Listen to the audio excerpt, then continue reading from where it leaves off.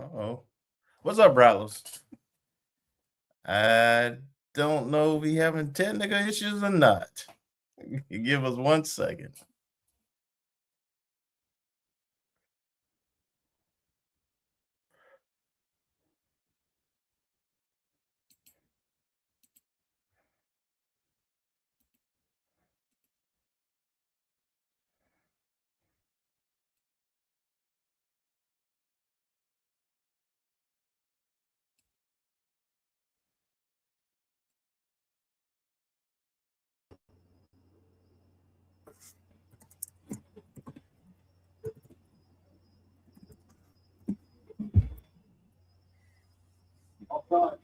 Defense, number 17, penalty. Make for damage.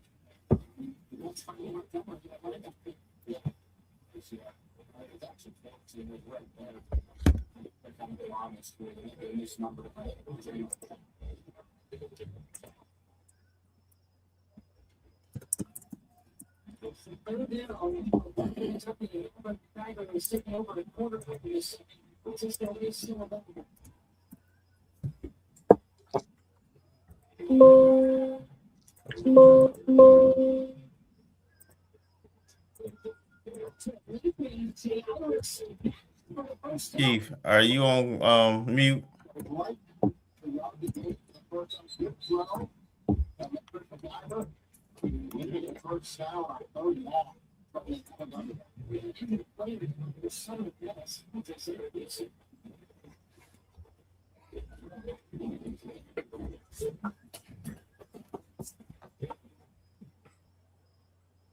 Now, y'all do have the lovely Ashley blocked by that QR code, though.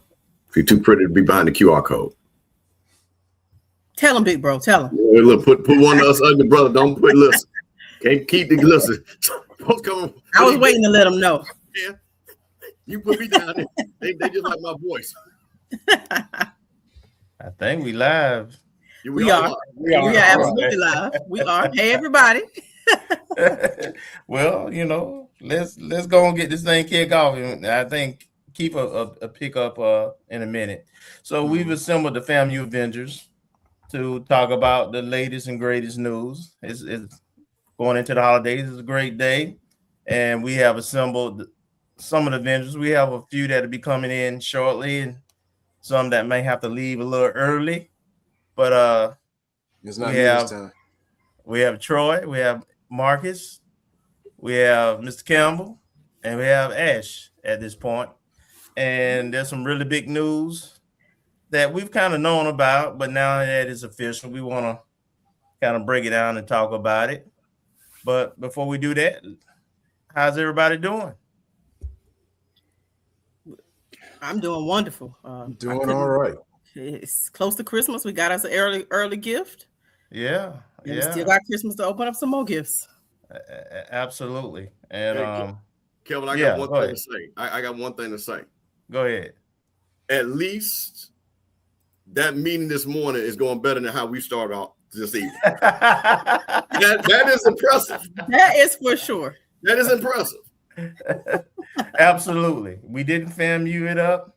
And I think that's where we need to start, Mr. Campbell. There's been a lot of discussion and a lot of anticipation of this, and it actually happened, and it actually went pretty smoothly.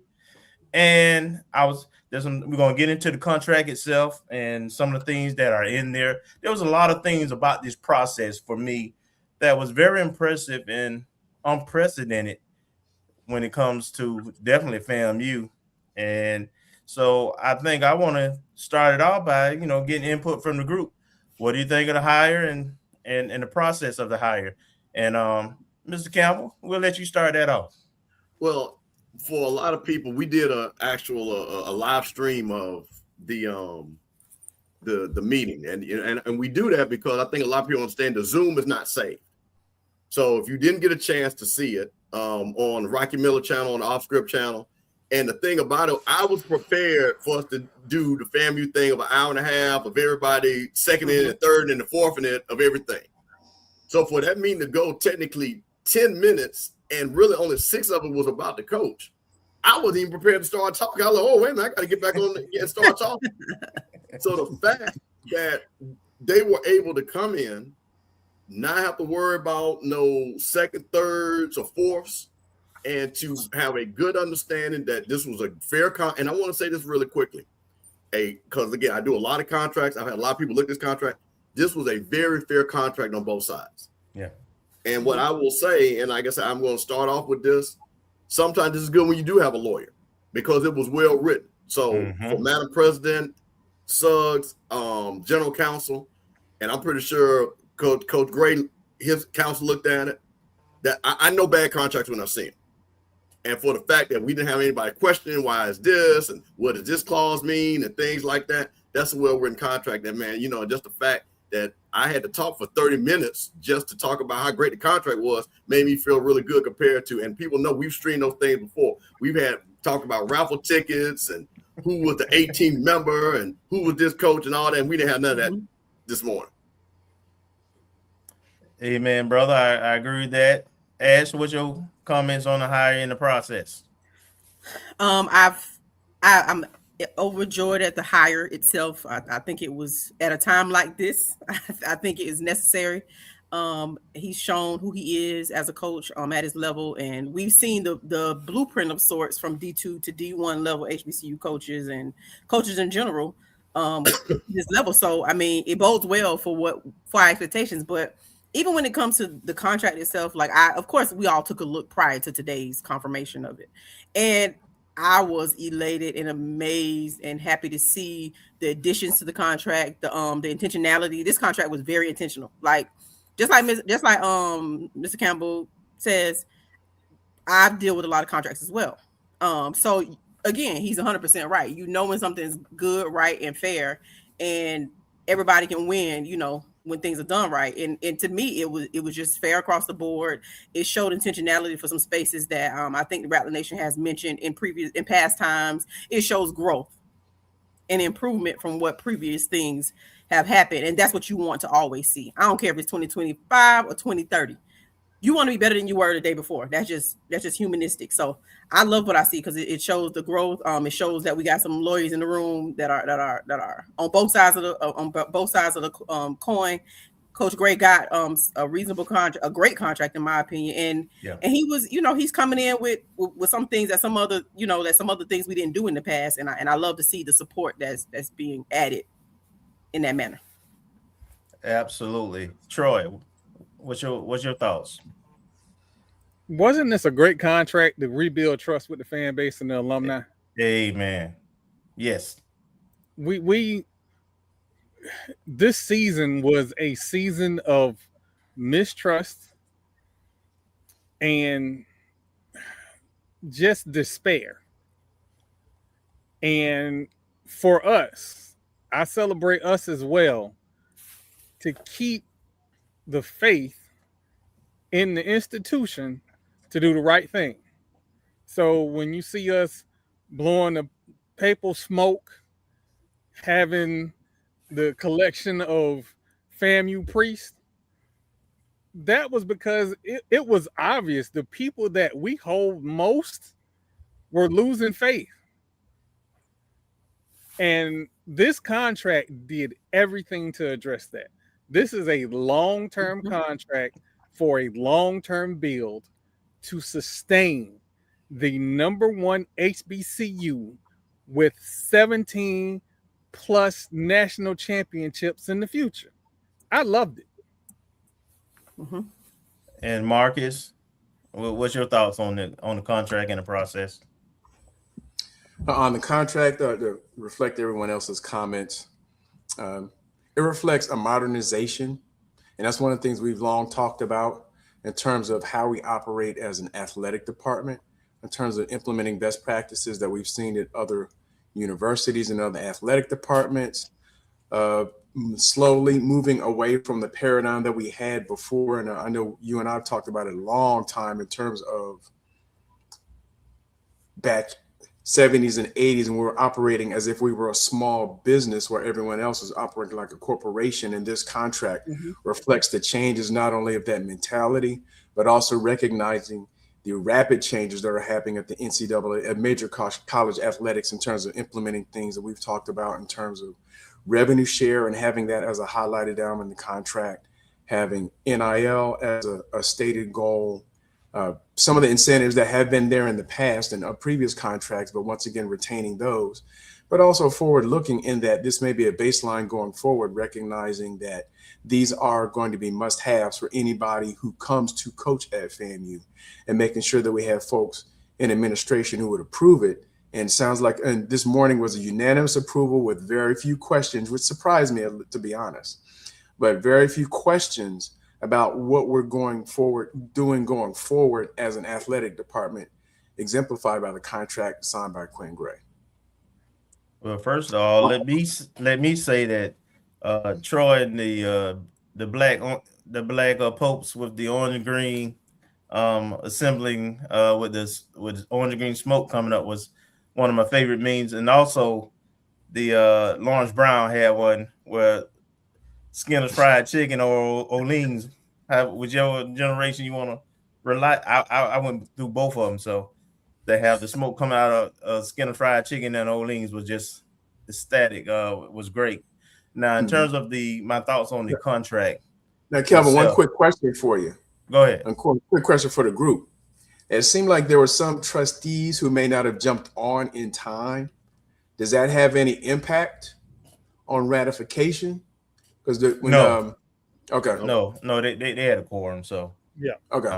That was not an issue. And to that point, Mark, is actually one of my first thoughts is that this process showed alignment from the top of from the board to the president to the AD to the coach. Everybody was on the same page, so there was no pettiness or infighting. Also, in terms of the process itself, we didn't have a committee. Obviously, there were some candidates that were already on the radar and vetted. So once the decision was made, that vetting process can continue. And from the time the season ended against Valley, and it's before Christmas, we have a new coach, and for the most, is very popular hire, credential wise, but I thought the process was very impressive. I'm really surprised by what happens at FAMU, and I would tell you this surprised me so much so that I had to reach out to some of those folks involved in the process and tell them how impressed I was at this process and that they got it right. So that's where the bar was, but it was a great thing. Now I'm interested let's talk about the contract itself and some things that are in it that were interesting, as well as talk about how that contract compares to recent hires, because we have some D2 coaches who came to the SWAC, as a matter of fact, that we can compare it to, as well as the celebrity coaches who seem to be about $100,000 more in terms of what they're getting paid, but nobody has that 5-year window, which again shows commitment and alignment. So, Ash, what are your thoughts about the contract? Is there anything in there specifically that you like or dislike, and how do you think it compared to the market? Man, it's so many things I like about this contract, and I'm not gonna steal them all since I'm going first. So I'm gonna let y'all help, because I could point out at least probably 4 to 5 things that I just love about this contract. So one thing, if I'm just rattling off just off memory, these are the things that really stuck with me. And it was the commitment to NIL, to just put it in the contract. I do understand the verbiage that NIL clause or section entails, but it speaks volumes from a leadership university perspective on the importance of NIL for our student athletes. That's one thing. And one more thing that I'll say one more thing and let y'all have, because I don't want to steal them all. Another thing I really, really like is the commitment to grooming our coaches with the additional funds that goes towards professional development. And in any career that you're in, professional development is key. Growth. And we see year to year, we've seen it with the SWAC, for example. The SWAC you know, some years you're up, some years you're down, maybe as a conference, I mean. But we have a lot of great coaches that will influx at one time. Pretty much like next year's going to look totally different than last year's competition level from a coaching perspective and players, because coaches bring in the players that they can recruit. So for me, you have to always be evolving and getting better and going to these conferences and networking and if you're doing good, you're probably going to have to keep you're going to have some turnover in your OC and DC and position coaches, because usually when at our level, when they do well, they get called for another job, right? So when you're staying networking is your net worth. So that's very important. And I like that we show some intentionality to put some funds behind grooming and improving and developing our coaches. So those are my two things. Okay. Marcus, what you got? Well, I guess the follow up on Ashley's point, and I guess one thing we noted either kind of qualitatively, and I had something somewhere where I was keeping track, but in Coach Simmons' era, just about every coach moved on to a job at a higher position, or even a peer school, but a different level, whether it be assistant coach at the G5 level, or a coordinator position, or another coach at an FCS level. There was a lot of coach promotion from his staff. So I believe, once again, that kind of ties into what we've talked about in the past and talked about for a long time in terms of launching pad, because if you get known for developing coaches and producing quality coaches, and also, I don't know, we're celebrating Quinn Gray coming here, but if we develop the mentality and adopt the mentality that you can go anywhere from here, including head coach, that we become an incubator for coaching talent. So I think that's a good start. I guess the other thing that I mentioned was just, I guess I previously mentioned as it relates to some of the other supplemental items within the contract itself that is modern and will position us going forward to make sure that we remain competitive, we don't hit a lull, and a little bit more flexible in terms of being able to attract coaching talent, get player talent, and make sure we retain it. Agreed. Keith, have you figured it out? Are you with us now? I'm with you, man. My when I tell you my internet was giving me the devil's hell. Like, well, I literally I got the laptop set up and I'm on the cell phone. So I was like, what the heck? So that's what happens when you don't, you leave the friendly confines. But I'm pleased about the hire, man, you know, and as we can see, Marcus shares. You got echo. You got both of them on? Probably got to mute one of them. You got to mute one of the volume on one. You fix it. All right. There we go. All right, go ahead. Yeah. No, I just love the hire, man. Very pleased with it. I think we hired the right person. And much like y'all said, I think it's the first time we've seen this board move in unity since before they hired the president. That was a good show of unity. Bravo to them. And honestly, that's what we need as a university, right? Yeah, absolutely. So I enjoy that myself. Anything about the contract? Any one specific thing about the contract that surprised you or stood out, good or bad? The years surprised me. I was surprised that we did a 5-year deal. I like the number, though. And one thing, it didn't surprise me, partially because Marv's a lawyer. And I got to give credit to the people who advised me about her. They're like, she's good. And so you can definitely tell a lawyer wrote that contract. And between her and AD Suggs, great job was done. And you can tell that they were listening to the voice of the FAMU. It may have been some of the FAMU that's on this show. But a lot of the things we talked about on our shows are things that they've addressed in this contract. Yep. Mr. Campbell. I'm going to say these words: value, value, value. And I think, Kelm, you look like you got a chart up there that it looks like a comparison. But I want people to understand and this is what I'm talking about, talking about how the contract was written. So when you first look at it, you say, well, you look at what Sam Shea got. You look what Chennis Berry got. You look what Gibbs got at North Carolina A&T, which is totally out the norm. Wow. And then you look at Marshall Faulk, and you say, well, he's underpaid. But what they did was they said, okay, we'll give you a salary, but let's give you a $25,000 signing bonus, which actually pushes that up. And then you look at the value, Well, Marshall Faulk is 1.2, and I'm basically our contract is 1.2, but his is for 3 years, and because they had to give him so much money up front, and Southern came out with their big chest, we got $950,000 in coaching salaries. Well, guess what FAMU said? We brag different. We're gonna do 1.2, and that 1.2 is already, if the word is on the street with the people that I've heard that he's bringing in, it's some bombs about to be dropped.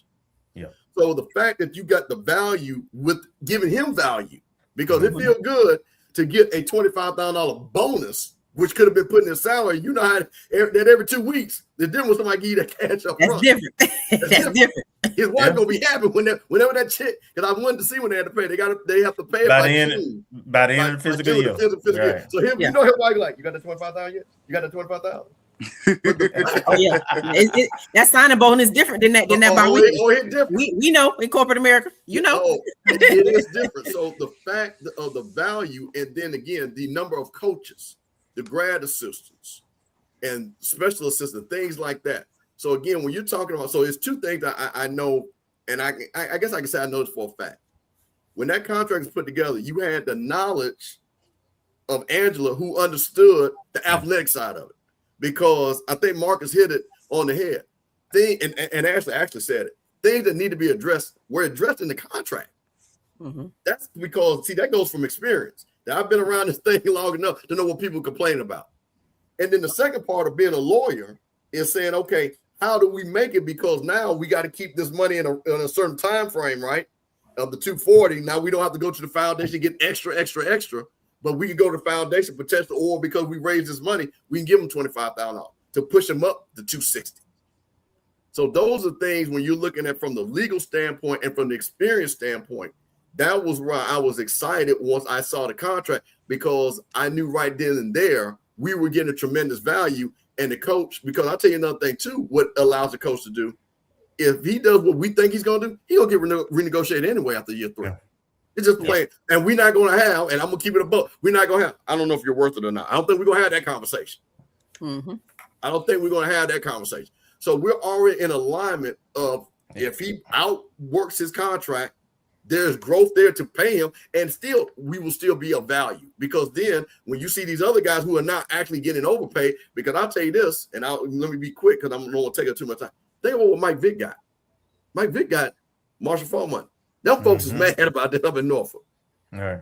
So Deshaun Jackson, on the other hand, has earned it. So that's the catch-22. So I like where we're at because of the value.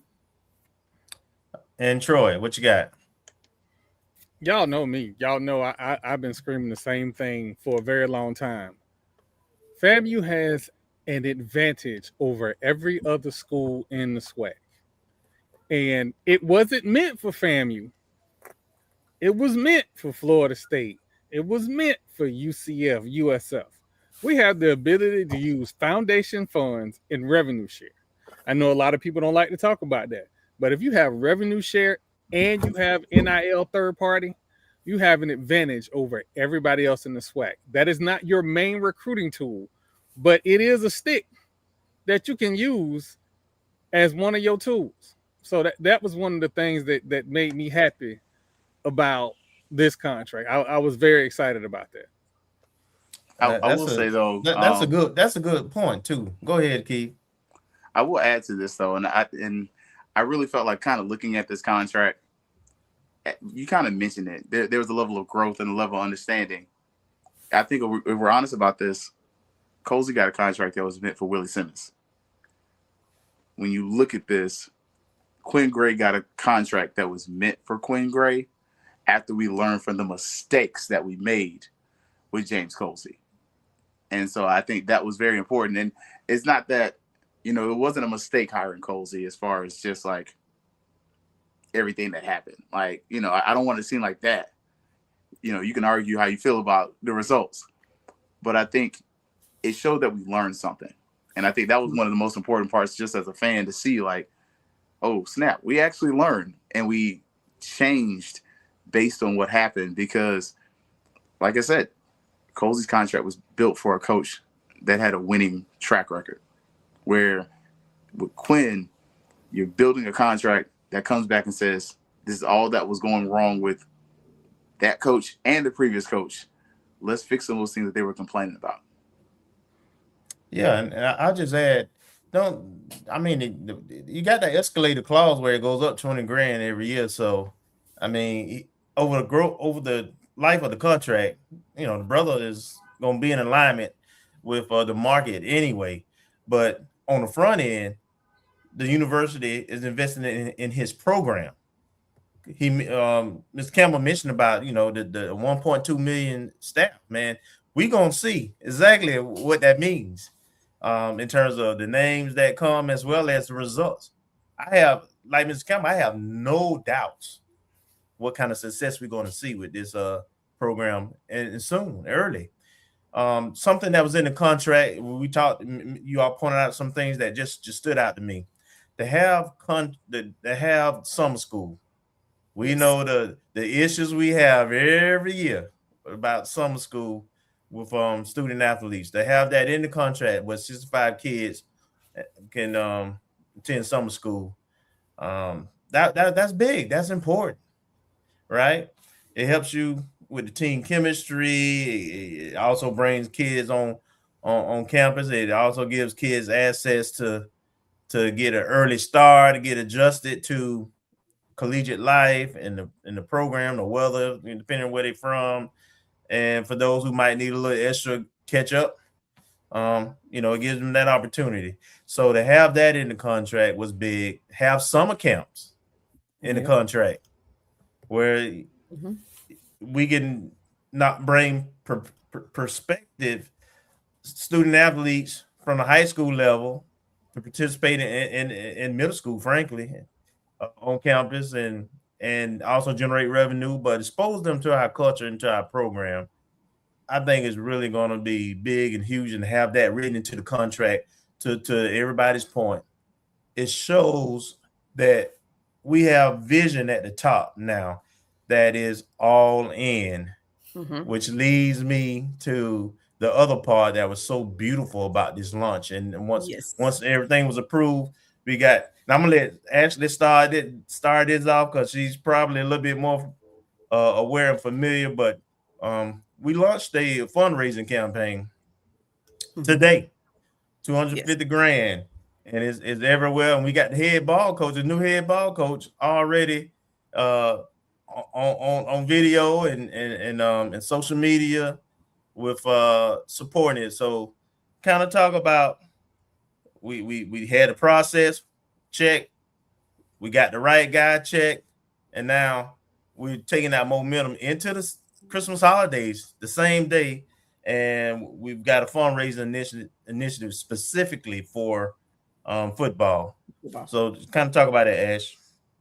Well, I mean, to this morning, I was already elated at how well the voting for the approval of the contract went, right? So I'm like, oh, just like everybody else, surprised. Like I expected some level of opposition, even just if it was just like a, hey, what about this? And it was none of that. It went so fast. I was like, wait a minute, looking around, ain't no way this happened like this. But it did. And it was like, okay, this is real.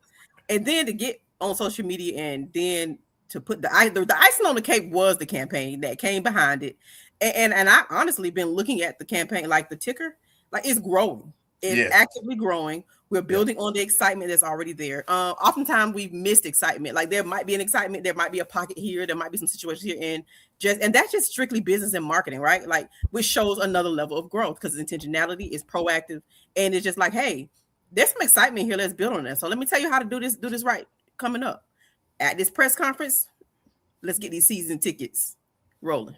Because that's going to be another level of excitement that we'll all have when we see him get up there and give his first speech and do his FAMU baby rattler, alumni rattler, all the things, I'm coming home type speech. Build on the energy. Continue to push the $250K initiative because that $250,000 will work wonders for Coach Quinn and that football program.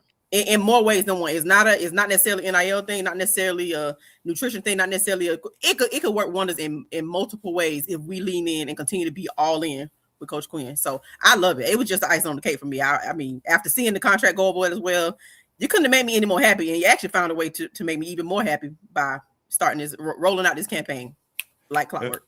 Agreed. It exceeded my expectations. And for those who may not know, the reason why there's no official press conference, etc., is not only is it going into the holidays, but the university is closed and doesn't open back up until after January. Right. So there'll be a formal introduction and press conference for the new head ball coach.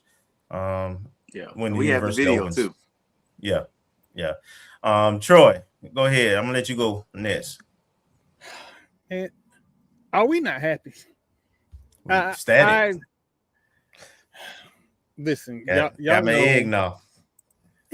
Y'all know the fifth district, as I call it, is St. Pete. And I have not had the best relationship with the fifth district. But recently, the fifth district is seeing the light. That don't mean that I ain't gonna cuss him out later on. But as of recently, the fifth district has been doing what is needed. They believe in the new era of college sports, and the fact that there was buy-in from the board of trustees, man, every complaint that I had prior to the Florida Classic, I don't have that complaint no more. That don't mean I don't have complaints, but the specific complaints I don't have those complaints right now. And that's all I can ask. Mr. Campbell? Let me say this. I knew about this, and I know the genesis of it, and I'm going to give it because this is my freshman brother, Marvin Green, was the one that put this together, had this thing ready to go out the gate. And this is what I'm talking about, progression and progress. We've seen all this stuff before, and I'll roll it all the way back to Celebration Bowl. We should have raised $2 million. We should have literally had something like this. Once we won the Celebration Bowl, we did. We didn't have no championship cups, no hats, no shirts, no nothing. No, nothing. They had all that. So the fact that Marvin and the whole team, and this is what I'm saying about collaborating. I talked about this morning during the viewing party. It's about collaboration. There are people that sat down and said, what do we need to do so we can do totally opposites of what we've done before? And the fact that Marvin and, like I say, Angela and President Johnson and, those that are involved, Brandy Tatum and all those people in the foundation to say, let's get this going. And then you saw this push from all these different avenues to the point, and like I say, I think Keith said he's got the video where the coach, who has not done a press conference, like, hey, this is what we're doing with an acronym that goes along with it. Now, the little things I would have rather for him to say leadership or something like that. I'm about to talk tomorrow about the acronym a little bit. Please him on that. But other than that, to see that roll out and to be, and like I said, and to have it so well done, where now, like I said, I'm already looking at it, and I just dropped the link in the chat, and I think they're already at $12,000 already. Yeah. So that says a lot. And like I say, shout out to my freshman brother. I'm proud of Marvin. And like I said, I've known Marvin from day one. He's a consummate professional. And this is what he does. And that's why he was the right man for that job. And like I said, I'm just proud of my brother. I'm so proud of him. Keith, you got the video queued. And if you do, you can go ahead and I'm going to let you take over and you can go ahead and roll the video.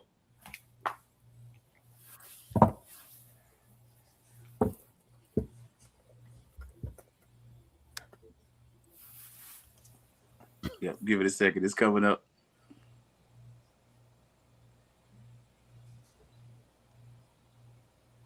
Well, it's coming up. If you got any commentary, you can share it about the campaign. I know individually, I'm just excited for it. I'm just trying to see if it'll come on up and do its thing. But yeah, I guess the Strike campaign has now begun. $250,000 is what we're trying to raise for our student athletes here on campus. We're asking for donations of $250, $500, and $1,000 to build the momentum taking this thing into the 2026 season. We're asking that all of you are all in, just as I am, here on campus. Click the link below and make sure that you're all in with myself and Rattler Football.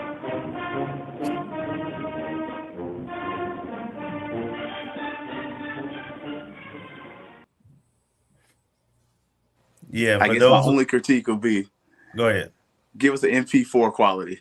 Because that they sent us like a MP3 something, and the MP3 version looks much cleaner. But obviously, you can't run the MP3 on StreamYard and some other services. So send us an MP4 copy. Yeah, for those who may have not gotten the email or seen the video, you can check out, I think, all of our social media pages. We have it there. So make sure we get all in and fully support this campaign. I know I'll be making my contribution.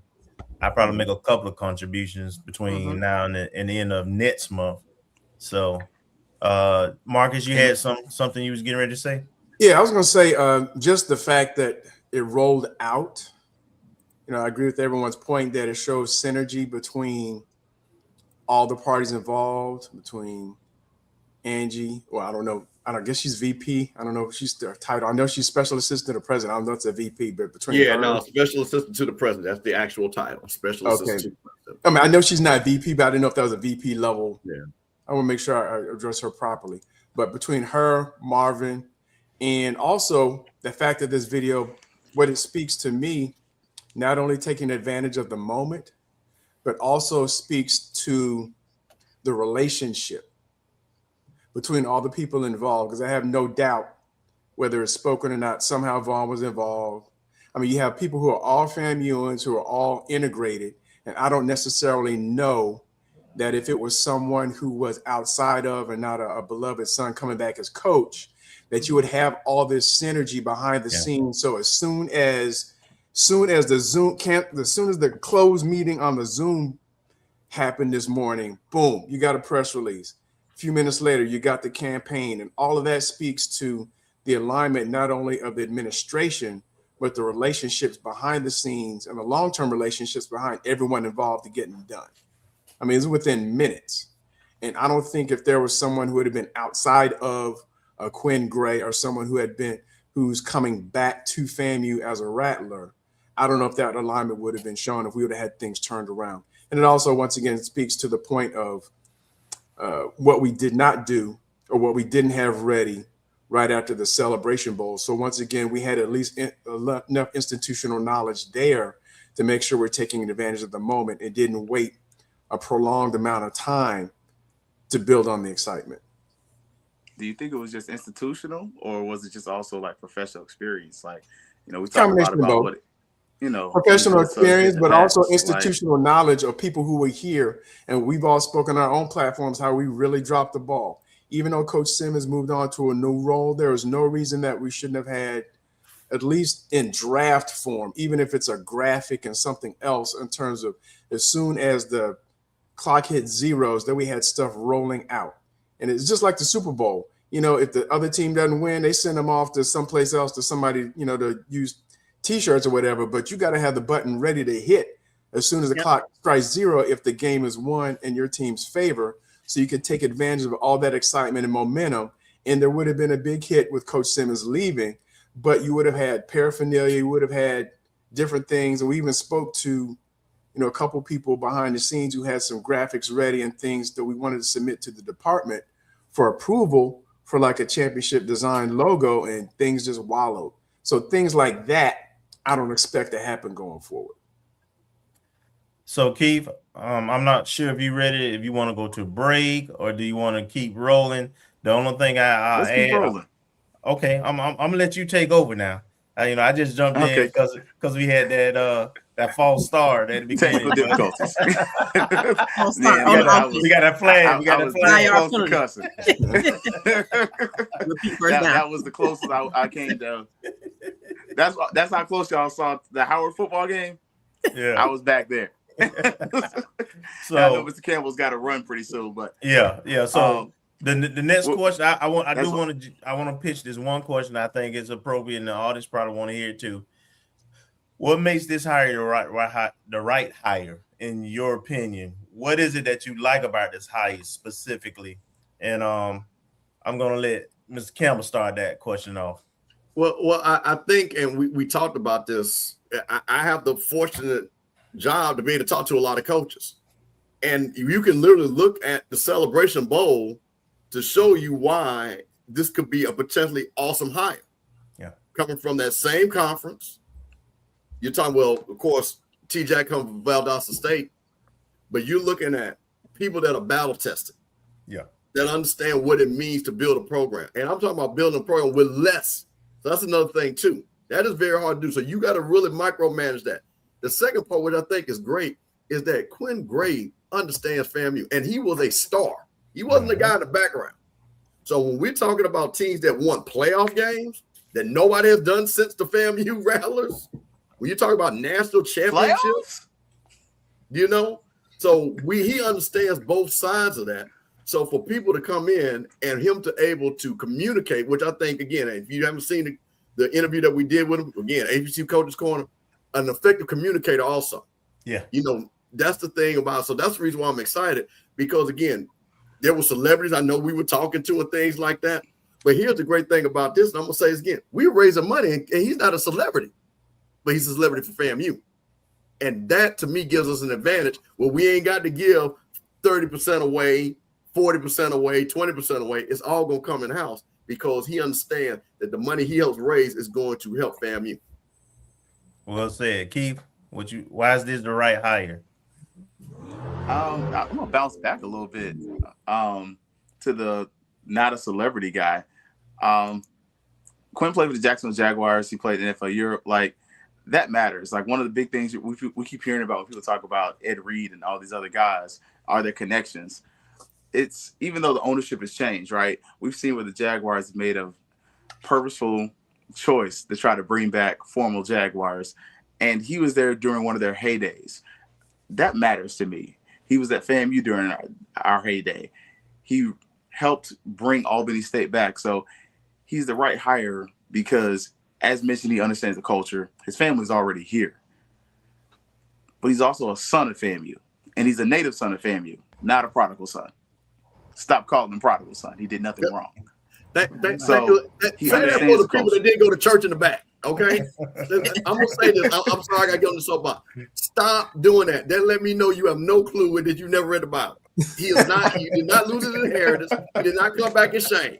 He's coming back triumphant. No. Okay? Thank you. Jesus. I'm sorry. So, that was one of my pet peeves. I mean, that's why he's the native son. And he's reinvigorated the fan base. Like, the alumni base are excited. Yeah. I mean, I went by campus and it was empty. But you can tell just from listening to the conversations of, you know, when the street committee's talking in the background, they're excited. You know, you're hearing people say, hey, let's get this season ticket drive going. Let's try to get people excited about buying these tickets. There's energy back in the program. And you wouldn't think we just had a losing record. Very true. Marcus? Yeah, I'm going to start off with we're going from Willie Simmons visor. Marcus with the props. I know y'all got Marcus in on this now. Oh, goodness. To the quarter zip. Did he freeze? I think so. He might have froze. He could. They shut him down when he's about to show the quarter zip. You know. Even the computer was surprised that he had props, right? Right. All right, Troy, go ahead and jump in there. So after the rumor started, it was a lot of talk about we should pick this person or that person, go get the Ibis, never an Ibis. But this hire addresses everything. He is a championship. I'm sorry, I said that wrong. He is a HBCU national championship coach who improved his team year over year. Yeah. He was competitive in the NCAA Division II playoffs. This is everything you could ask for. This is a gift horse. And he's an alum. You can't. This is a marketing machine ready to print money. Mm-hmm. So this was an active alumni, not just alumni. He's active. Even better. So I get why everybody was going to those games at Albany State. I get it, and I was pleasantly excited during that period, but I also was trying to maintain focus because I know we had other stuff going on, but we knew this who it was going to be. Like, I'm not going to play with y'all. We knew this who it was going to be. We might have had some little fluctuations in spirit, but we knew who this was going to be. Yeah, and I'm just going to mention, I did go back and look at the preseason review we did with the Avengers, as well as the week before the Albany State game. I believe Keith was on that episode with us because I believe Marcus was out. And I think Mr. Campbell told you about the 220 Club and what the Albany State game was going to be and what it would mean. I didn't tell him, didn't he? There was some smoke. There was some smoke. And then, you know, I also, you know, on both shows, but particularly the show before the Albany State game, said it wasn't going to be a blowout. I think I predicted 28-21 score, something like that. And that in Quinn's mind, he was auditioning. Now, in Quinn's mind, he's just a competitor. He was coaching his team. But everybody understood that if he looked like they end up looking and had the season that they had, his name was going to come up in any possible scenario. Now, what makes him the right hire for me? It's a lot of things, but just the list for me is everybody talk about experience. Head high school coach for at least 7 to 10 years at 2 different high schools, one in Jacksonville, one here in Tallahassee. Offense coordinator, QB coach, both in the MEAC and the SWAC at FAMU, and then at Alcorn, quarterback coach at the Group of 5 level with Memphis. People forget, they talk about the Jaguar, but they forget about the championship he won as a quarterback in NFL. What was it, Europe? Is what they call it? Mm-hmm. So, yep. Along with his accolades as a player at FAMU, so he's had successful experience, not just experience. And then him, of course, being from this area, you know, when we recruit, we're gonna have to recruit South Georgia, North Florida, locally. So he checks every box possible. And then, as I believe it was Troy who linked it, the whole connection with the alumni base. I mean, everybody's happy. You can see it in what people are trying to do in terms of giving money. And I'm telling you, when you hear the staff, when he started announcing his staff, you know, it's going to be a lot of rattlers who go over the top. Going to start selling wolf tickets left and right. Bend eyebrows and all. You got Mr. Eyebrow on the screen right now. No He already eyebrows, ready. no chest out. So I know You Mr. might Campbell, keep your eyebrows this time, Troy. I know Mr. Campbell got to go. I'm not sure if he's still listening or not. If you are, Mr. Campbell, if you can jump back off, I was gonna give you a minute, but whenever he comes in, I let him do his thing. Keith, go ahead, Mr. Campbell. I know you got to go, so get in whatever you want to get in right now. The floor is yours. Hey, listen, I just want to tell the FAMU faithful, we suffered this year, and a lot of people on this, and like I say, done so much work. I just want to say, and again, I think it's very important. You got to, you know, we had a lot of turmoil with the presidential hire. I'll just be honest with you. It was a lot of up and down with that. But one thing about me, I don't talk about the man unless I know the man. And I will say this, as far as with this, and I hope this is a good omen going into 2026. So this was a successful hire for athletics. I hope President Johnson takes us forward to academics, and then FAMU can be the total #1 public HBCU. So, guys, I appreciate you. Got to run over to HBCU Coaches Corner. Got Savannah State coach. But if you guys are still on, I might be back. And once again, I appreciate you all. Love you all. And happy holidays to all my rallies. Happy holidays to you, man. Happy Appreciate holidays. you. All right, Keith, I'm turning the keys over to you now. You got the script. Marcus, appreciate it, man. my guy Marcus look like he ready.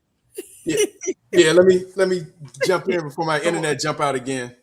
But yeah, I got on my QG quarter. Come on in, Marcus. I got on my QG quarter instead of the fitted cap and the Willie Simmons visor. But I agree with all points, and I was asking Keith to put up the slide, but don't worry about that, because you look at all the people and the hires in the last 2 seasons.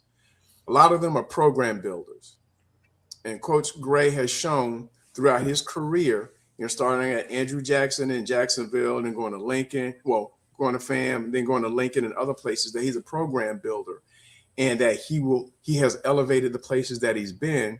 And even though he has a slight 2-year lull, that bodes well for bringing what he brings to the table, but also what the university has recognized as deficiencies in the past in terms of the contract, in terms of support, and having those dovetail so we can have something that's sustainable and that's comparable on our level and above as it relates to how we operate the athletic department and the program. Absolutely. Love that. I love that. Look, Kelvin kind of hinted at something right here. And Troy, he kind of hinted at something as well. We might be kind of excited about some of the coaches we might see.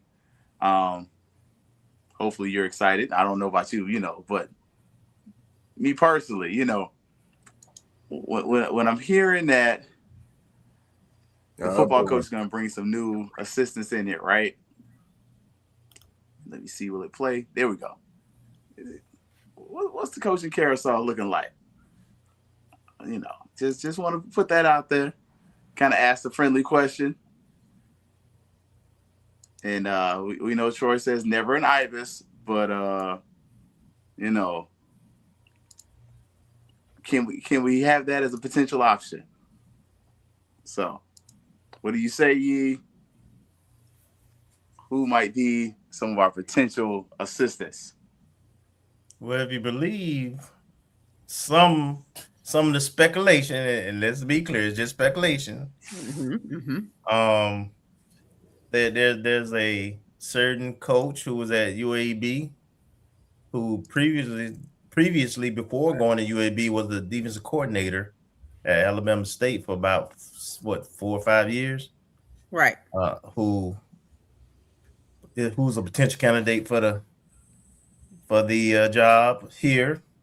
Of course, he has someone on his staff who the defense coordinator. You got to remember, Albany State. As much as they talk about how many points they scored, they had like a top 5 defense in the nation, Division II, and his defense coordinator was Chris Cash, who also coached here at FAMU on the same staff when Quinn coached here, right? So former NFL player. Yes, former NFL player. Is there room for both? Well, I'm sure there's room. They have co-coordinators all the time, or one can be in a role of assistant head coach or something else, and one be the actual defense coordinator. They all gonna have a position anyway. So there's speculation. If someone from his previous staff coming over, that probably would be someone you would look at, and I imagine Quinn knows a lot of people, a lot of coaches. There may be a former FAMU Rattler, former FAMU coach that is pretty popular, that may be coming back to the fold, who retired. And I tell you, just those 3 names alone. Those three names along. Put them 3 together. Whew. Oh man, I mean, you talking about talent? Everybody get your roll. Everybody.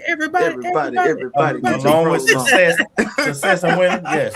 If you just make those 3 things happen, man, I'm just telling you.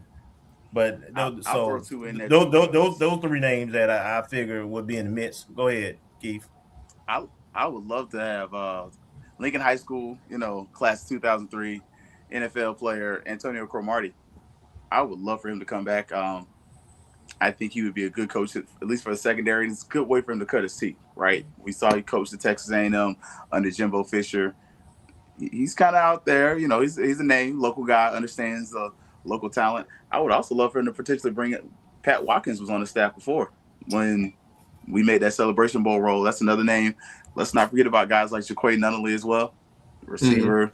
He's also, coaching the high school, South Florida roots. So just kind of looking around, seeing some of those names. Those are some of the things I would love to see. And honestly, I like the idea of maybe keeping Coach Burris on the staff. I think as much as we talk about the Celebration Bowl year, I think the year before, FAMU's offense actually probably looked a little bit better because you started to kind of realize Musa had a quarterback coach and an offensive coordinator. And it just seemed like the quarterbacks developed a little bit better when they had a head coach and a quarterback coach that could just focus on doing their thing. There's a couple of local folks who coach and were superb athletes that are here too. Might as well throw it since we just throwing names against the wall. You know, you got Crow here, Antonio Cromartie is around and available and wants to coach actually. He does. Very passionately. Yes. Yes. And then you have and he has a son across the street. Yeah. Then you have Ron Dugans who sat out this year with a long coaching tree. You know, that's someone who may or may not would be in the hat. Anybody got any other names? I know Kelvin Kelvin Elliott, while his coaching tree may not be as extensive as some of the names being named, but he's put himself out there and said he's interested in, you know, coming back, and that's some more of that Rattler blood, that dog, you know, that he just has naturally in him that might be, and I'm not saying necessarily for a wide receiver coach, but you know, it's some role that could be beneficial. He's young enough, you know, if we look at the landscape of college football and sports, but really football, like it's moving towards younger coaches. There was a time when you had to be 45, seemed like 50. You know, you couldn't be 30 coaching. You couldn't be 29 coaching. You couldn't be 35. And if you were probably, you know, working your way up. So I think that bringing some of that young blood in who loves FAMU as much as Coach Quinn and all the others do, who had some professional experience as well. Like Kelvin Elliott has put his name out there and had as an interest level. And all these again are just disclaimer. These are all speculation and interest level speaking. But he's interested, and I don't know. Maybe there's a space for him somewhere in Fieldhouse. If I remember correctly, I think he was when he came on our show. He mentioned it. I think he was helping or coaching at like West Boca. Yeah, he's done some high school coaching, and right. I believe he was also the team mentor, like on previous player. I don't know the exact role, but he did have a role. And maybe I got Jordan J. Peeps is on now. He can confirm. When he was on this show, Kevin Elliott mentioned that he had a role previously with FAMU football. I can't remember. It wasn't in a coaching capacity, but it was more like a advisory capacity. Yeah, kind of like, hey, let's it was something of the nature. So he's not foreign to it at all, for sure. And one other thing, I did see a tweet today from the Evans High School account in Orlando.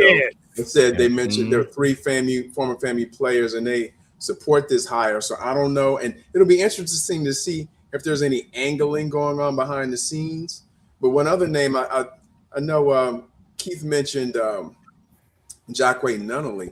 One other name that I think would be interesting would be his head coach, Tyron Johnson, who was the AD at Norland and went back into the head coaching role this year. So he's been in Norland like 3 or 4 years, and he's been around the circuit in the Miami area. So I don't know to what degree, if any, you know, he would be interested in that role. But now we start to see, you know, some of the Billy Joe era Rattlers who may be in the coaching realm and looking at either moving on or helping us build it back up that may be in that mix. So it'll be interesting to see who comes out. And also of note, during the interim before it's actually announced and everything today, and I was sharing this with Keith, or maybe it was with Kelvin, that there's like 3 or 4 offers of kids from Broward over that interim period.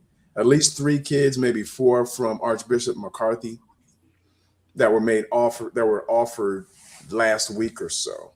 So that Broward connection, you know, even during that interim period, my suspicion is just that, you know, there were some things going on behind the scenes there. And there was a kid from, I believe he's at Norland now, but may have been previously at Miami Central. And Keith helped me dig that one out in terms of another offer of a player. So there's been some things going on in the background in terms of offers that would lend itself to what we see today, but also taking advantage of previous connections. And there's I'll tell you all in the back channels. I'm not gonna call his name, but there is a high school level coach who has shown, who does have some interest on the defensive side of the ball, of coming over and actually kind of had some in during Willie Simmons' time was around the program, but on the defensive side of the ball, Tallahassee, and would it has some interest, but I want to protect until we get these things. So I was gonna talk to y'all about it anyway, but there's some interest, and you want to get those guys that have that high school pipeline, that have that I mean, we know Coach Quinn and his guys have that Florida pipeline, but high school matters as well as of course portal. But I'll have to say it in the back channel so it don't go too far. Okay, all right. Well, let Keith, let JP jump in since he just came up, and what we talked about, what we covered so far, JP, was the process, the whole process of the hire, the contract, and why Quinn is the right hire. So if you want to jump in and kind of address all those things, go have at it. Well, first thing I want to say is happy holidays to all 5 of you. Hopefully everybody in the comment section, hopefully everybody's having a wonderful holiday and everything. Sorry I'm late. I had what's up, man? I had a Bucks podcaster on. Long story short, Todd Bowles likely will be gone. But the other thing too is I just want to say, I'm happy that Quinn's back, man. I don't know if Quinn's watching. I had him on back in 2020 during the pandemic. He was down in Miami chilling, and we spoke to him. But I got this year from 2001. I'm sure we were all there. It's crazy how you have a full circle moment with life and everything. It's crazy I still have this. But yeah, I'm excited, man. I saw Evans High School, they mentioned it because I know Chad mentioned on the Rattler Roundup how, he's coaching there and everything. And I was like, it's good to establish the relationships with these high schools. I think that Quinn should also tap in with, Keir Hall and try to establish a relationship at UGalley, continue to tap in all over the state. I mentioned it to Mr. Campbell earlier today when he was on Off Script Show, start back, winning, Broward, West Palm, Dade, Hillsborough, go into Polk. I'm forever saying, go win Polk County. That's been a stronghold for the Gators for so long, but why you got to say it right now. You got to say it right. Polk. Yeah. Now that case silent. It's Polk County. I say Grady Judd's County. That's what I used to say. But yeah, I like the entire hire. I like what he is going to bring to the staff. What he's going to bring to the program. He's going to bring a lot of support. We have to back him. I will also say, and just throw this out there, Mitchell, I don't know who's in charge of Mitchell and Ness, but I feel like we need to do something to get in touch with them and sell his old school jerseys in whatever color it is, whichever one's popular, whether it's orange, green, or white. Sell those jerseys in the bookstore and in Tallahassee Mall, Governor Square, malls in Jacksonville. Sell those old school 2001 jerseys. Sell them, and then hey, a portion of it goes back to him, a portion of it goes back to directly to football, because people will buy it. Because I'm someone, I'll buy it. Look, yep. I'm just saying, that's my take of it. Yeah, I love that you mentioned Evans though, because that's a school that if you can win at Evans, you can do a lot. And it's not saying it's not that it's a bad program. It's just a program that is often overlooked in Orange County. So normally everybody goes to Jones or you go to Edgewater. But in the past 3 years, quietly, Evans has become one of the better programs in Orlando. VM Matt, he likes it. He's a fan of it. He's very happy. Because he remembers when Quinn was playing for the Jaguars. So I'm also happy about it too. Yeah, and I've been seeing he's got a lot of the Jacksonville backing, the Jaguars faithful. Mm-hmm. Oh yeah, it matters. It does. Like you can't just throw any NFL coach at FAMU. Mm-hmm. And we did make an offer today. You guys probably saw that to a linebacker at Worth County, which just won the Class A Div 1 state title in Georgia. Right. And he's a defensive player. He's an all-region defensive player of the year, and he transferred last year. I want to say 2020. I guess this was his first year. He came from Colquitt County. And then went to Worth County. So, the first thing, it was literally minutes after the BOT meeting concluded, the offer was made within an hour.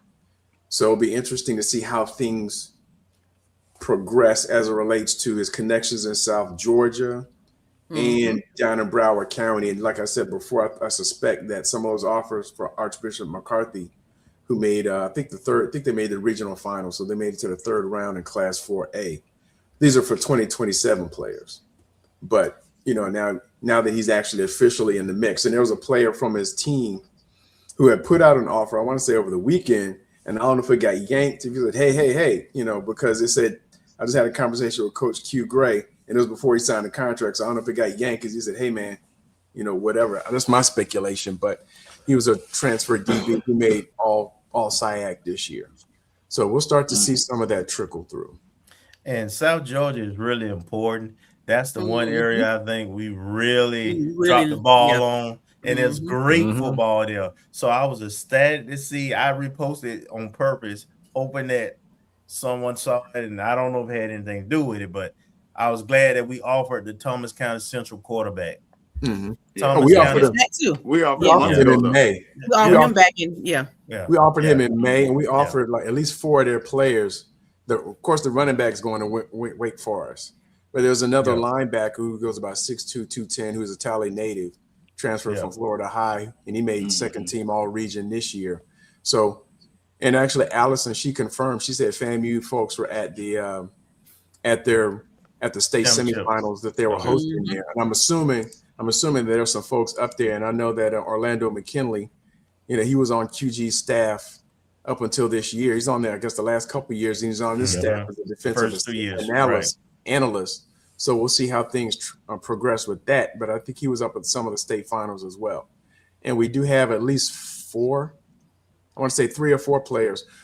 Excuse me, you had 4 players who were in state finals, and 3 of them won. And the only one who didn't, 3 of our 4 commitments that we had were in state finals.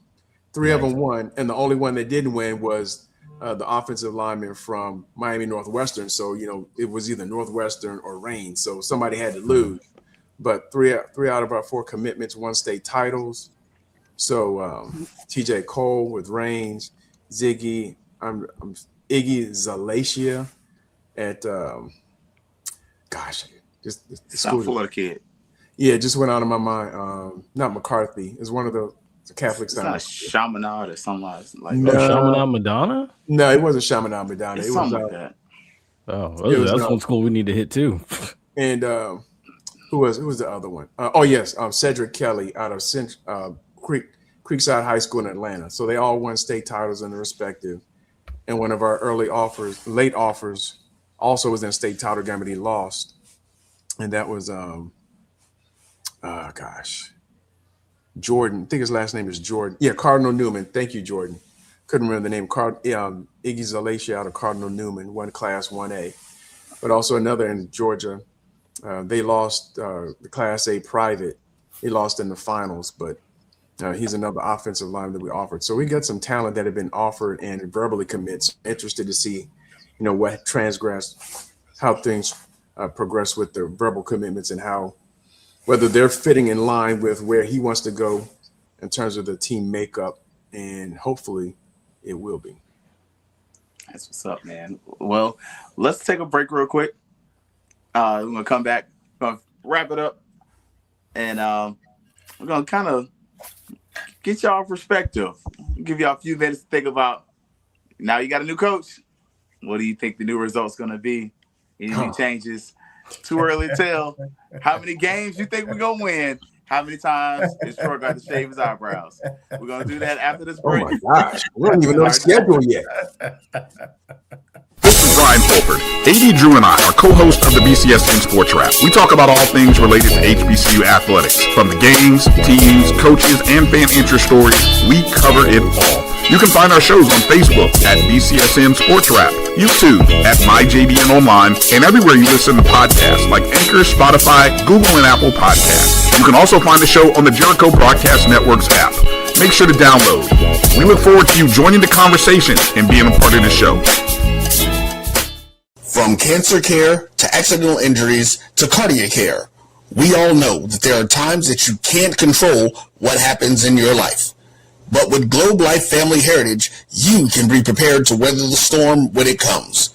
Call Dr. Beverly Eagle Rogers at 877-300-8269 or visit the website at globelifefamilyheritage.com. With over 25 years of serving communities, Dr. Beverly Eagles Rogers is here to help you and your family through difficult times. Dr. Beverly takes pride in Globe Life being one of the few companies that returns 100% of premiums to clients that stay healthy. So for more information, call Dr. Beverly Eagle Rogers at 877-300-8269 or visit the website at globelifefamilyheritage.com. Into these colleges, and we have to fund our kids in these colleges, and we have to make sure our kids have seats in these colleges. Now, what about HBCUs? You mentioned absolutely. You got to fund them all, and you got to make sure they're properly funded. You know, the real reason why I went after Comcast and Charter, it didn't have anything to do with my cable networks. It didn't. What happened was a gentleman wanted to do the Black College Sports Network in partnership with the HBCUs. And Comcast did not accept it. And that would have made a lot of money for these black colleges. Absolutely. And it would have educated the Black College Sports Network. This is what he wanted to do. That would have educated a lot of black kids. And when they didn't do that, that's when I came off the bench and said, okay, I'm going to light you up like a Christmas tree. Okay. That was the real reason why I got into it, was when I saw what happened with the Black College Sports Network, which I don't own. I just knew. Why didn't you buy it? I just knew. I just knew that these black. I like that talk. All right. I knew that these black colleges were going to benefit, and these black kids were going to get the education that they deserved and not have to pay. There's a shot. The right. Right field. Grand slam. What a shot. That's how you get hot, young fella.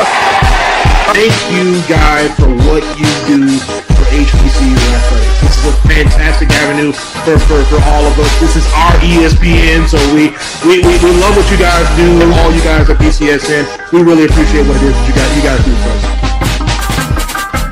For over 30 years, HBCU Image has been more.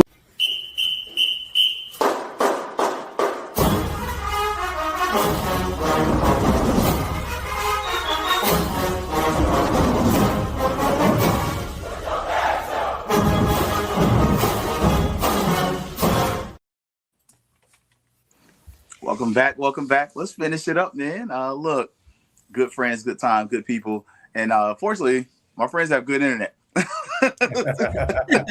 Because I tell you what, boy, we almost had a custom fit today. But you got a new coach.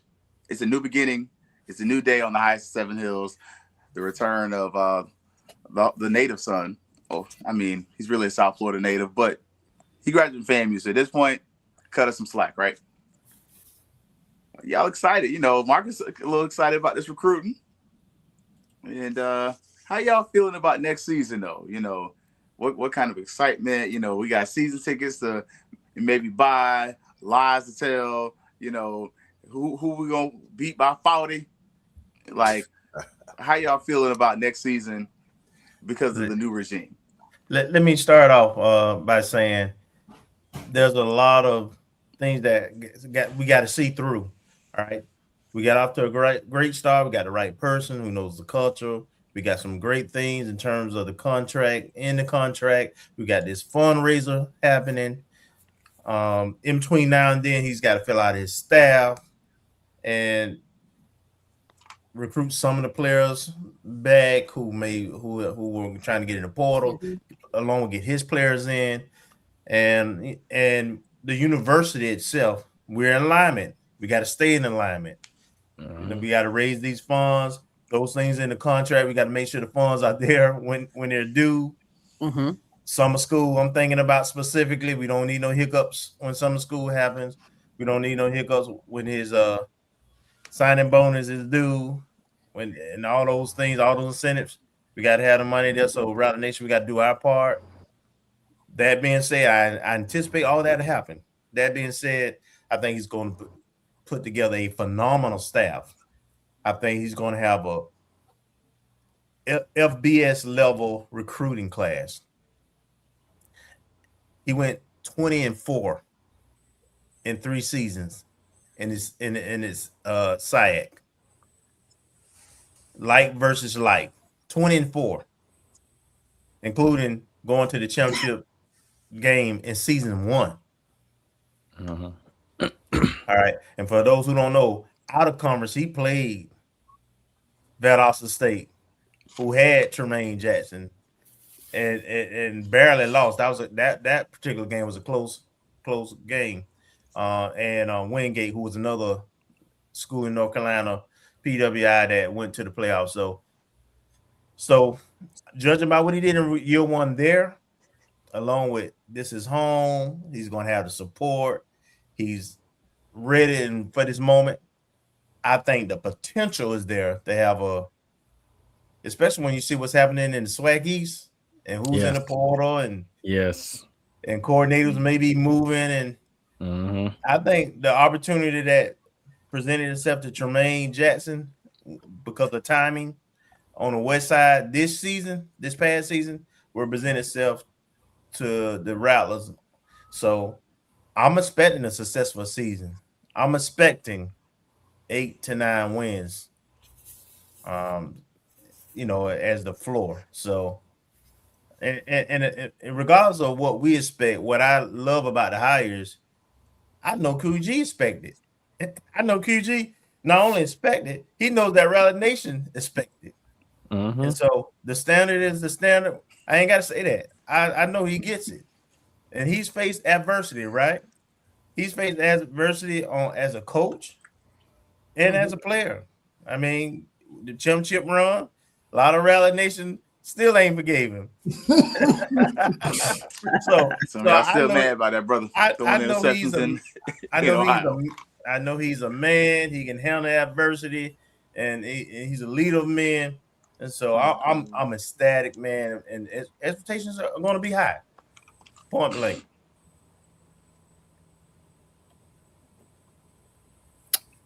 Okay, well, I might be in the somewhat of the minority when I say what I'll say based on looking forward to the future. Like, so big word for me is going to be patience. And while I'm not going to limit Coach Gray and his staff and his recruits to not being able to pull a 1-year turnaround, I'm not going to limit him to that because I'm a competitor at heart. I understand what I'm also a believer in saying what you want and working towards that thing. So I will never put them in the box, and I'm a real Rattler. So, I mean, a win is a win is a win for us Rattlers. So what I will say is that I am going to walk into this off-season, preseason with the word patience for him and his staff and what he would build, what he would bring. I believe in his ability to build. I believe in his ability to assimilate the players and the staff, assemble those pieces of the program. He's built a program before.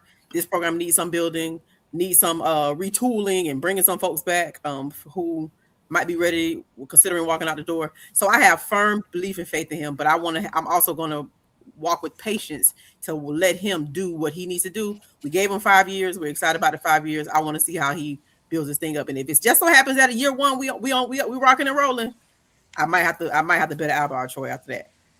I just might. So Troy, your name got called, so come on now. So for me, my bad. Go ahead. I hear what Ash is saying, and please understand, we got to understand trauma when we see it. And part of what happened last year is everybody's reluctance to get overly excited. I ain't that person. Not.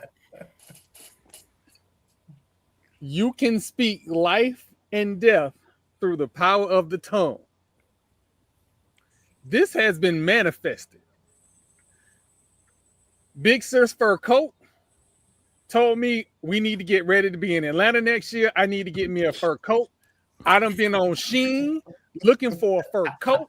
We gonna be in Atlanta. Bet your eyebrows, your chest hair. Let's go. I know that's right. Come on, JP. So for me, I'm gonna come out straight with that. I do expect 7 to 9. I think that's right where I feel like this team will be this year. We only know of 2 dates that are for sure locks. September 12th against Miami. So we might be playing potentially, if the playoff shakes out this way, we might be playing the national champions. Who knows? And then also too, November 21st, we play Bethune.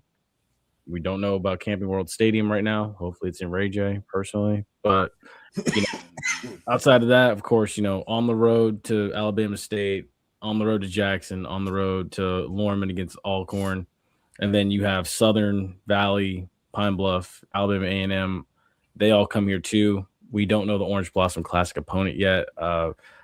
Sounds like it might be Tennessee State, maybe, from what I've heard. It could be somebody else. I've heard Tennessee State, South Carolina State. I've heard Sanford might be an opponent. At this point, I'll just be glad when the schedule comes out. But I go back again to, what Nick Saban always says, get the right people on board, get the people that have high expectations, get rid of the people that have low expectations or mediocrity. Get the people that are going to buy into the same principle of the program and that want to do it right all the time and consistently well. But I do believe that Quinn Gray will be the one to get certain people in order. So I will say I do think my safe spot is 7 to 9 wins next year. I'm leaning more towards 9 right now. But who knows? We'll see. You never know. You could be hosting a SWAC championship. Never know. Hey, nobody expected Tremaine to be there. That's right. You're right about that. My girl Tashay couldn't be here tonight. I'm in camp 7 wins myself. So I think 7 wins is kind of the standard.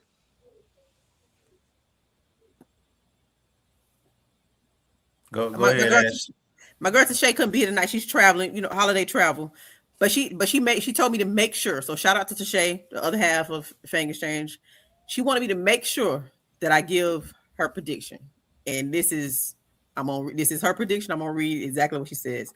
Tell them that I expect Quinn to beat Valley by 40. That's it. We all do. We all do. Right on, sister. Right on. Go. Absolutely. No, I'm kind of aligned with everybody else. I think 7 wins, and I'll give the first year caveat to get everything in place because you can't always get everything first year, and there's no indictment of QG's coaching acumen or anything. But I think I do believe with all the turnaround and everything going on, and I'm glad that the process started early so he can hit the ground running at the beginning of January instead of the last time we went through a coaching search. But I would say 7-win minimum. And I guess more importantly would be improved, if not improved playmaking and decision-making, if not outright wins against the ones that really caused us issues this year, being Jackson State, Alabama State, and Valley. Those things cannot happen. Why do we have to name Valley? That is crazy. Yeah, the fact that it's come up, but most certainly, and we'll have to see how the outer conference shakes out because I think we have at least 2 more that we need to line up in addition to Miami to see who those what schools are represented there. But just I want to say overall improvement in terms of how the games are managed, what decisions are being made, and I think Quinn's growth and maturation over the years, even from the time from when he was here last time coaching, about 11, 12 years ago up until now, and in his interview with us on OG StrikeZone a couple weeks ago, kind of shows where that growth is and where we expect things to go. EA, no, there's 12 games. 12 games was approved for FCS indefinitely. So every year you can schedule 12. Mm-hmm. Mm-hmm. Mm-hmm. And when we're looking at that, right? And I love that Kelvin mentioned that 12 games is something for every year, right? Is that something where when we're looking at the Orange Blossom Classic, we mentioned the Florida Classic, are these some of the ways where now we can start having Quinn Gray come out there and start raising funds with his personality, with his name, with his cachet, and with his experience for the university in ways that maybe the previous administration couldn't because, faith had been lost in the program largely because of, the president search, but also because we came off a 12-win season to 7 wins. Mm-hmm. I think there's going to be great alignment with Quinn and the administration in every aspect. And you can see it in the contract, in every aspect of the program, frankly.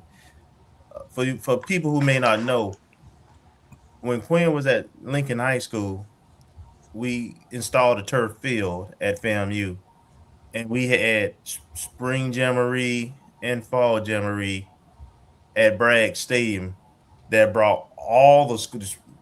In spring, it brought all the schools from like Madison County through Wakulla to East Gaston. Everybody had a jamboree and at the stadium over what was it, a 2-day period, I think it was. So that's the kind of relationship he has with the high school coaches and talent. That also brought funds to the athletic department because they paid for the rental of the stadium and some other amenities. So to your point, Keith, I know he thinks more deeper than perhaps other coaches do, and I'm sure it wouldn't shock me to see something like that happen. I know the state championship game is down in Miami this year and next year. Well, it was this year and next year. I think it's 2-year one. Then it's supposed to come back. I think Central Florida and then back to North Florida. I wouldn't be surprised to see it come back to Bragg whenever it comes back this way.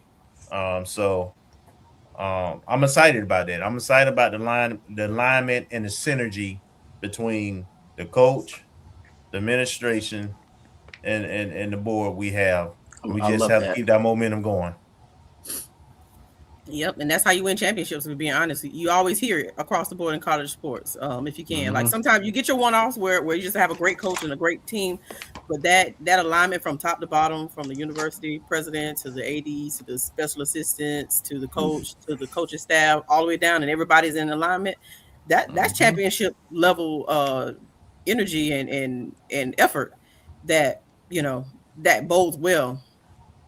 Watch the Rattler F Club too. Watch the former athletes, football specifically.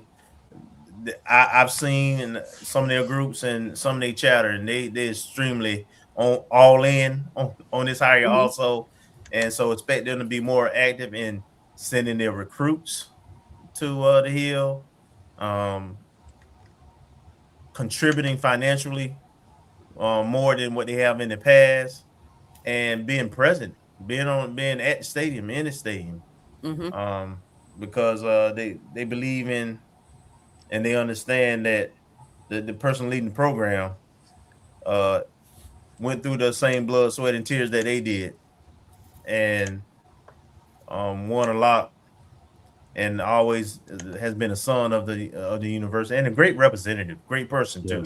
We talk about all the accolades as a coach and as a player. But Quinn is a great person, yes, with a great family. So he represents everything you want in someone leading your team. I'm excited for the spring game, man. I can't wait. I'm excited to see what this team is gonna look like.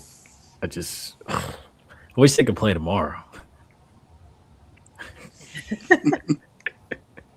Got to get some players first. That's true too. That's true too. That's how antsy I am. I'm just ready. And you kind of hinted at it earlier. Yeah, it'll be here soon enough. How many of this roster that is in the transfer portal do you think is going to come back next year? I think that's to be determined. It depends on the coaches coming in, the style of play, what kind of, frankly, evaluation they have on the kids. And I'm not talking it so much on the field. I think some of the challenges are going to be were you a good teammate? Yeah. Were you disciplined?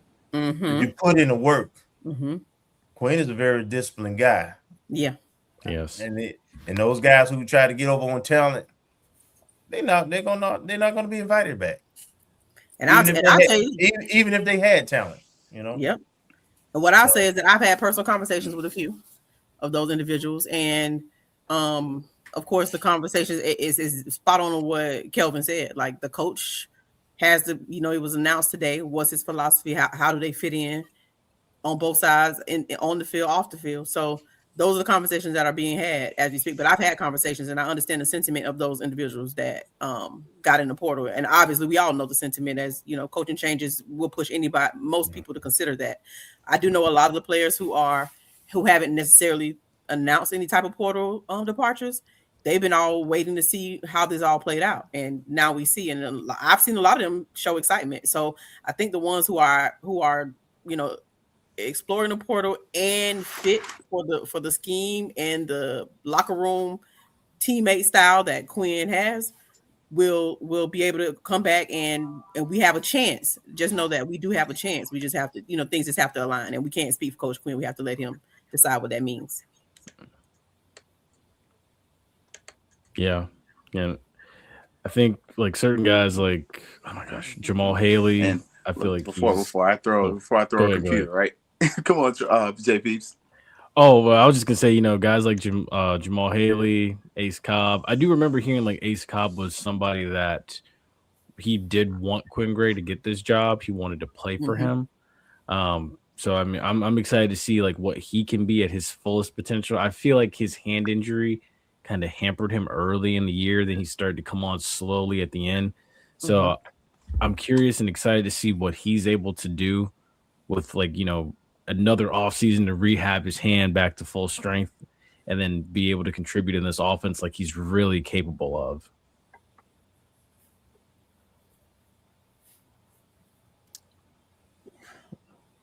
I've seen a few little items in the chat, and a lot of it revolves around a dedicated recruiting coordinator. We're in a new era. That title may have a different name, but if you see something like GM of football operations, that's what that is. Just so you know, that is a all-encompassing job now.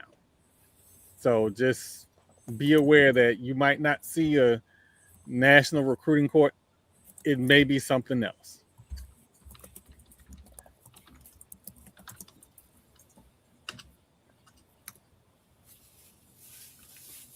I agree. Yeah, I'm hopeful for some of that myself, man. Not gonna lie with y'all on that. So, as we get ready, right? We're a few months away. A couple of coaching moves that need to happen. Recruiting needs to happen. Rattler Nation's excited. Asking everybody to make some donations here, right? Let's have everybody give your closing thoughts so we can close it out and everybody can get ready to start making their Christmas food.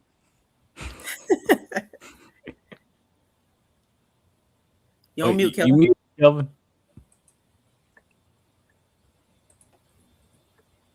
Yeah, you must have been reading my mind, man. Ashley, I got to do almost all the cooking for Christmas, so that's exactly what's on. I got to finish all this prep tonight.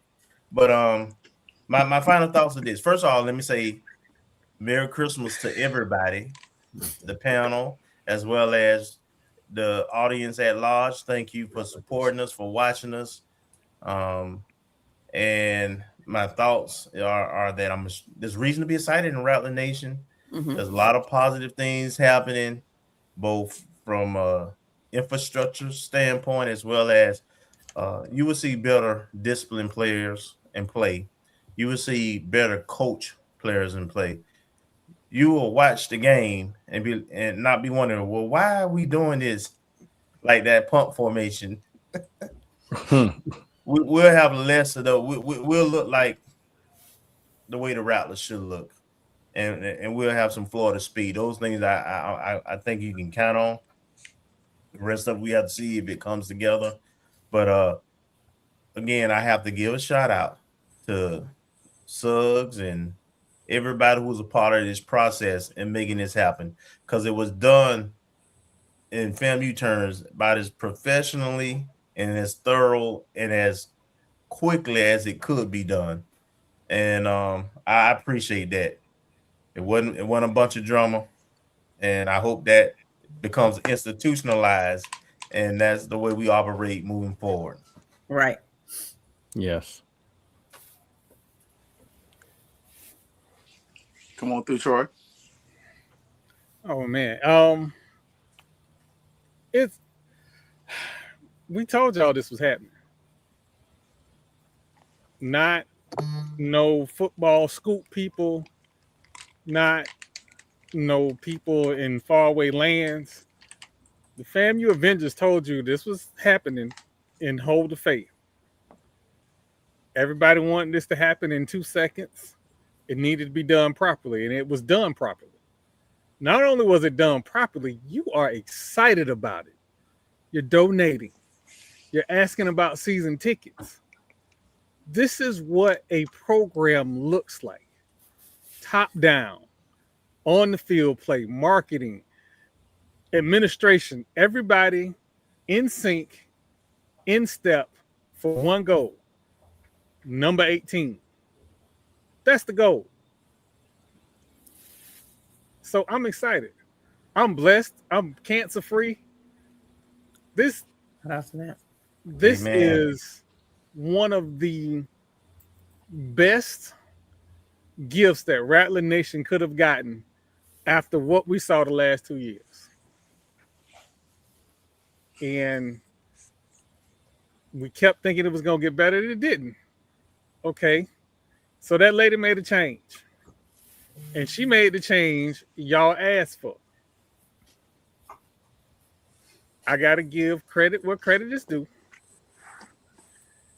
Also, to the panel, thank y'all for embracing me, because me and my fat mouth was just off in the echo chamber of myself, yelling to the top of my lungs and betting eyebrows and chest hairs. So thank you for welcoming me. Merry Christmas to everybody and Happy New Year.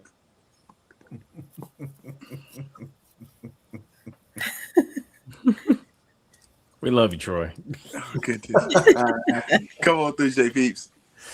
Well, first thing I want to say is before I do tomorrow, I get started on like making brisket for Christmas. I know it's gonna be different. We're doing like a full-on smoked brisket instead of like turkey.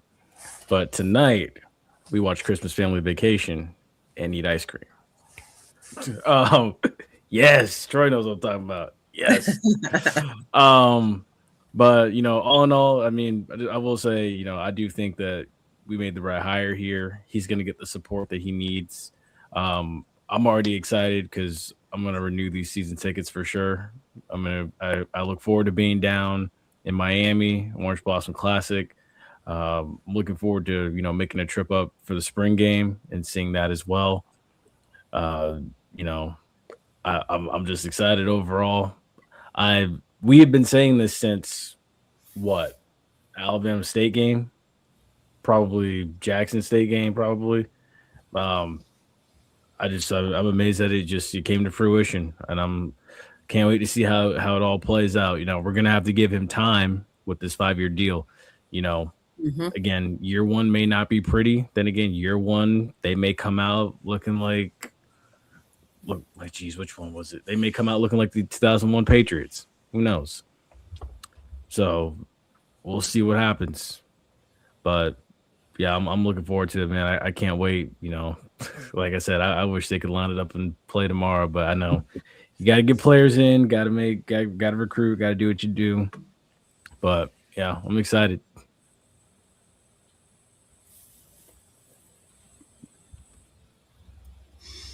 All right, Come on, yeah, Marcus.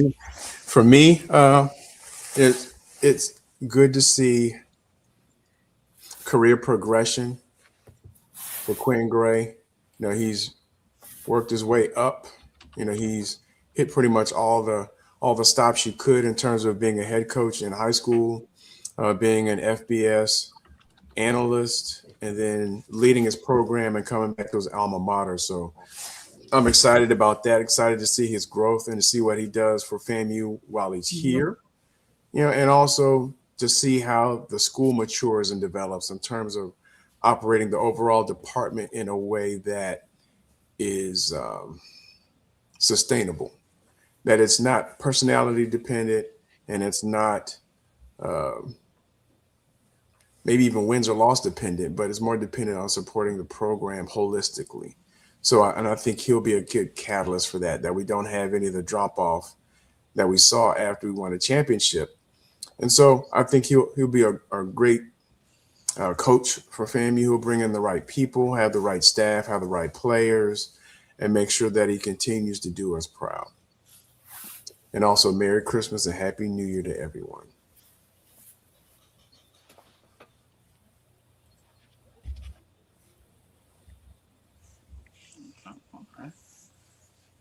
I'll go before Kelvin, since split up the ONG a little bit.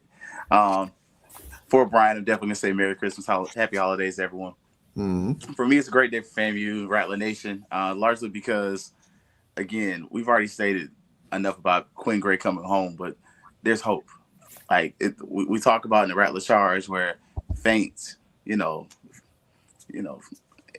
you just, it's not there. It hadn't been there.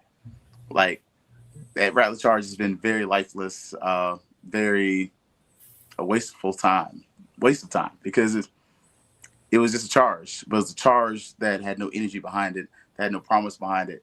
But now it seems like the Rattler Charge is real, and doesn't matter who does it, doesn't matter if they do it great at it or not great at it.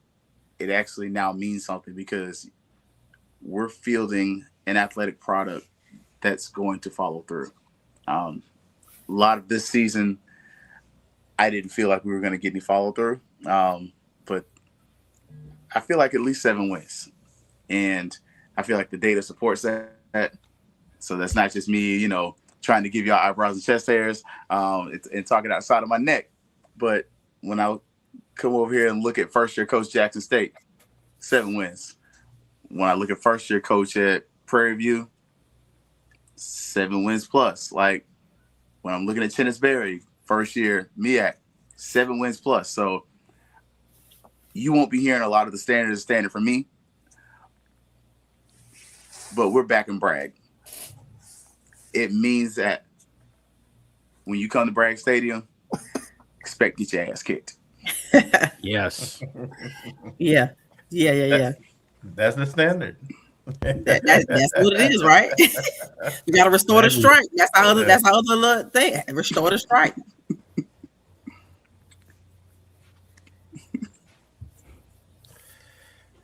All right. Well, I mean, I think I started off, Keith. Just thank everybody for watching the ONG and all of our platforms and supporting this collaborative show. And again, as we say, we'll continue to do some of this as things dictate. Also, we're putting together our guest lists for upcoming shows and going into the new year. And that'll be, and so we'll just stay tuned. Whether we do a show next Wednesday night, I'm not sure yet. But we'll let you know on social media. But I know that first Wednesday in January, make sure you be there because we should have a pretty loaded lineup for that show. But thank you. Please share our shows, and continue to support us. And if you have any ideas, things you like, you don't like, or guests you would like to see us bring on, please email us at ONG StrikeZone. Was that at Gmail, Marcus? At gmail.com. Yeah. Well, please communicate, interact with us, and we'll continue to bring you new content. Thank you. Happy holidays, everybody. Let me give you one last thing before we go off. Go ahead. Fan Exchange's show every holiday is landing on Thursdays. Seems like New Year's, Thanksgiving, of course, Thanksgiving, Christmas. So we will not have a show. Obviously, Christmas is on Thursday. We want all family members to enjoy your family. So Merry Christmas from that perspective. We will have to find another day probably the next few weeks because at this point, all the holidays are falling on our traditional podcast night. Or our show night. So just want to make sure I made that clear. Not traveling, but we'll find another night and we'll make sure y'all know about whatever night we decide to get on and chit chat a little bit. Merry Christmas to everybody. A playoff watch party with Fan Exchange. That would be good, I think. That would be fun. Let's talk maybe we can get all the shows on one network. Maybe we get them on BCSN or something like that. That might be some fun, Yeah.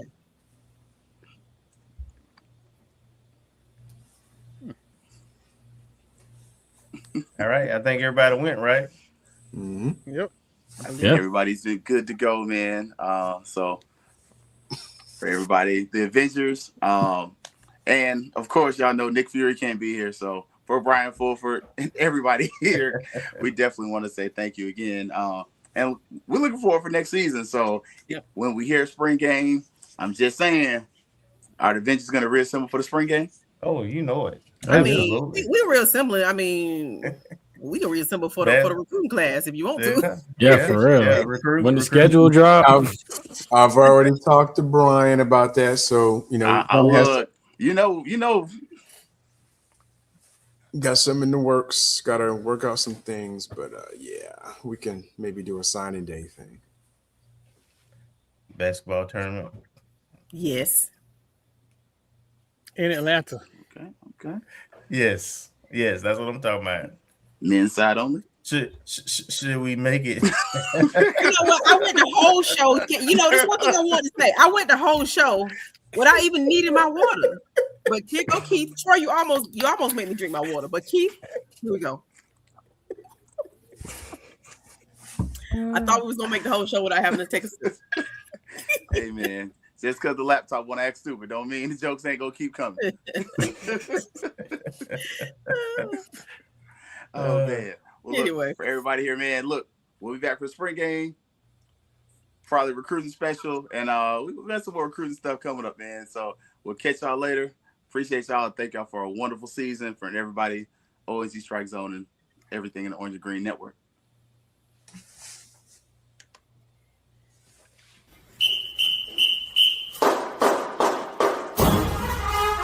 Oh,